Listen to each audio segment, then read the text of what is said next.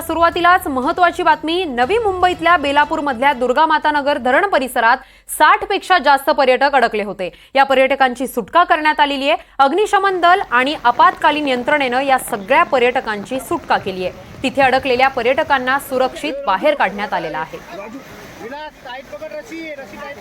नवी मुंबईतल्या बेलापूरमधल्या दुर्गामाता नगर धरण परिसरात 60 पेक्षा जास्त पर्यटक अडकले होते।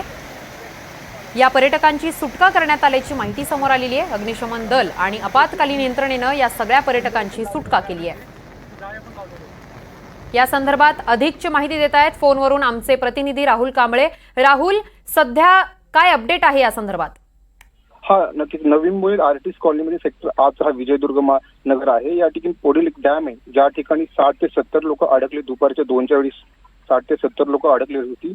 बॅरिकेड्स तोडून ते लोक त्या ठिकाणी गेले होते आणि आज रविवार असल्यामुळे बरेच 60 ते 70 लोक त्या ठिकाणी होते। आणि दुसरा एक मार्ग आहे जे जंगलाच्या आतून ते त्या ठिकाणी गेले होते आणि पावसाचा ओघ त्यांच्या लक्षात नाही आला। पाऊस खूप होत होता त्यामुळे डॅमला खूप पाणी आलेलं आहे आणि अचानक वाढलेल्या पाण्यामुळे ते अडकले।